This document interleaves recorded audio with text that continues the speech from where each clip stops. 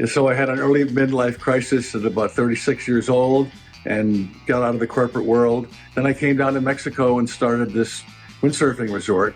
And it was, a big change. You just heard from Kirk, and we're going to hear a lot from Kirk about what he called mañana culture. And it is a difference of living in Mexico is very different from living in the US or Canada. And we're going to talk about what makes it like maybe a person that would do well down here and a person maybe that won't do well. And we'll hear a lot about his life here and his life that has built up down here over time. So let's have him kind of introduce himself and bring us up to today. So I wore a suit and tie for about 15 years, and it was fine, but I was always outdoors doing sports, and for me it was kind of too restrictive. So I decided to chuck it all and start a windsurfing business.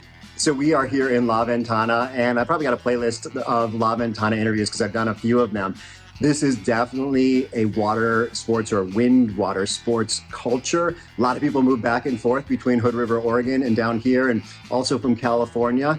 So let's hear maybe a little bit of Kirk's story about how he went from corporate world to Mexico, but with maybe a little stopover. So actually, right after I quit, I took a trip down here to check it out. About 2 weeks after I had quit the job, and damaged some equipment. And so when I got back to LA, I had to have it repaired, and the shop that I went to kind of messed it up a few times. So I wanted to talk to the owner, and he wound up selling me the store about 5 months later. And then after the first year, I realized I wouldn't make it in LA with a 5-month business.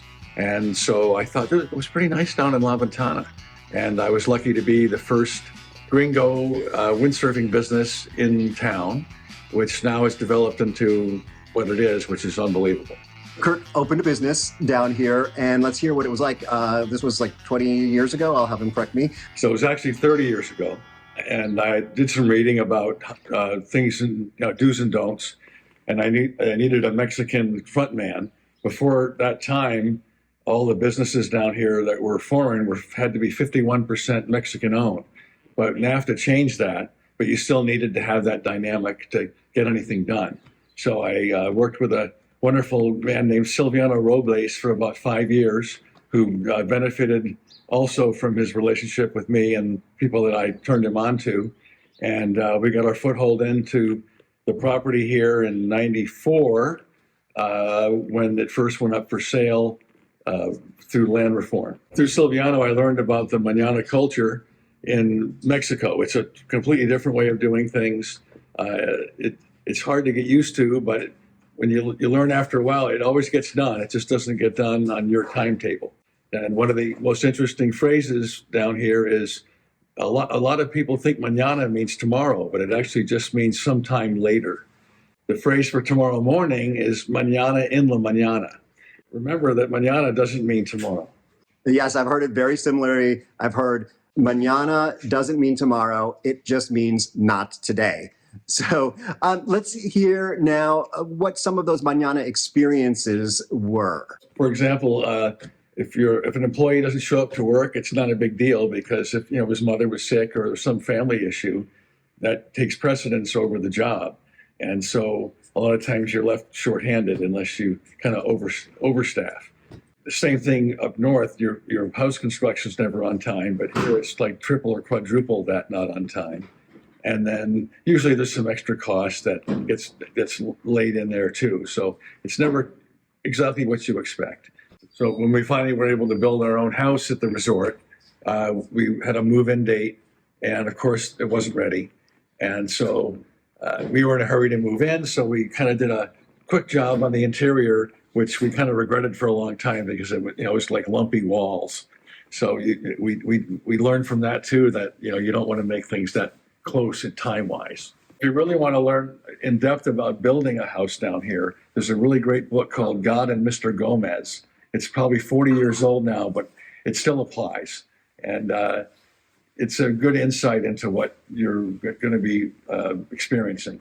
Okay, I look forward to checking out that book myself because if you followed the channel, you know our construction woes and timeline and legal troubles and all of that kind of thing. But Kirk was working with Mexicans, had Mexican employees, but also had guests that were from the US and Canada. So let's find out from him what it's like to bridge Mañana culture with people who don't understand. A lot of people in those days, especially, came down with unrealistic expectations. We had RV trailers that were basically in the dirt with a little palapa over them.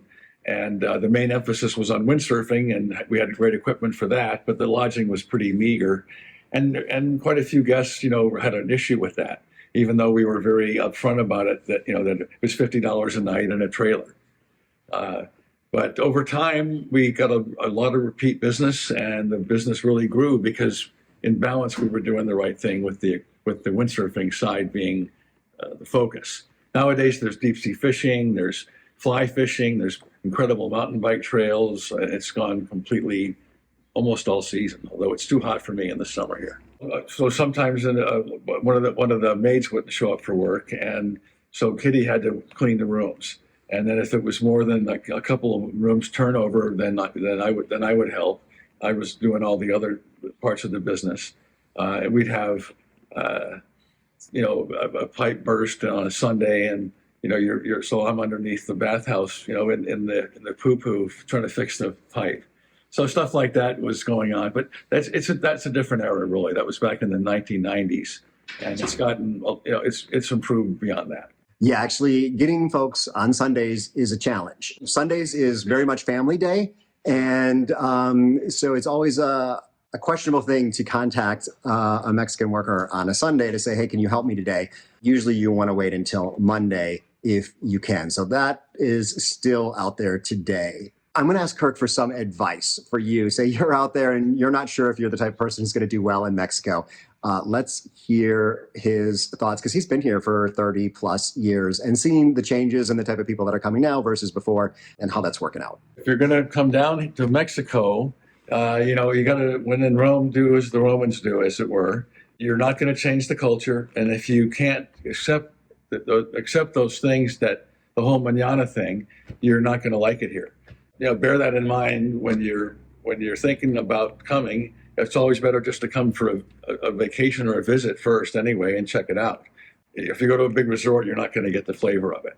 So anyway, if you're kind of anal retentive and you have to have everything boom, boom, boom, it's probably not the place for you to come. But for everybody else, it's pretty sweet.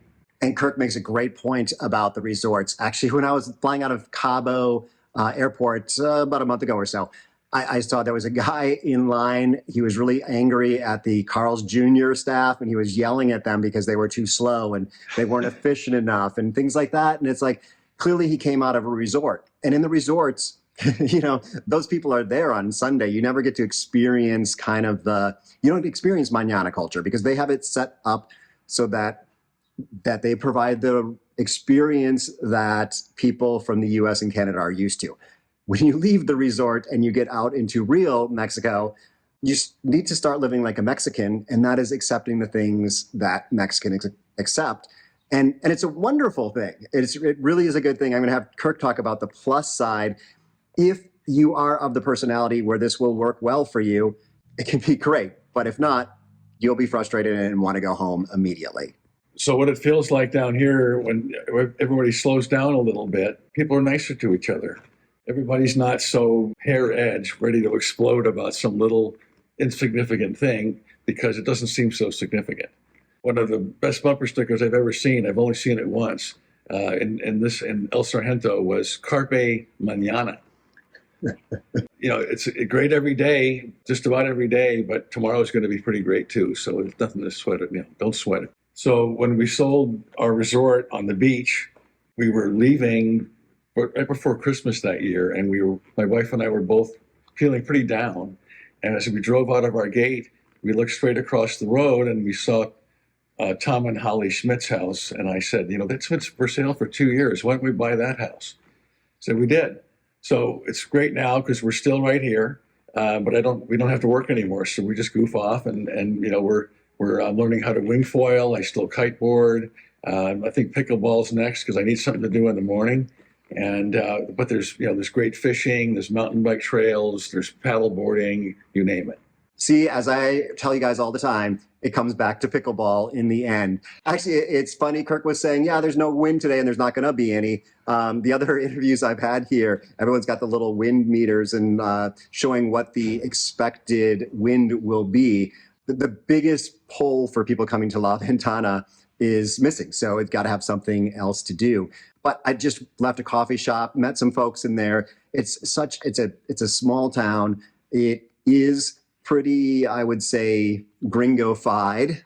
There's a lot of foreigners who live in this town, and most of them, I think, came for the outdoor sports, and the town built up around that. So there's lots of options in Mexico. You can find a place that's perfect just for you. This is a quick interview.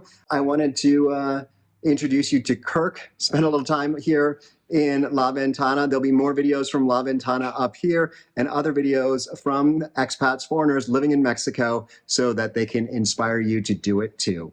Hasta luego.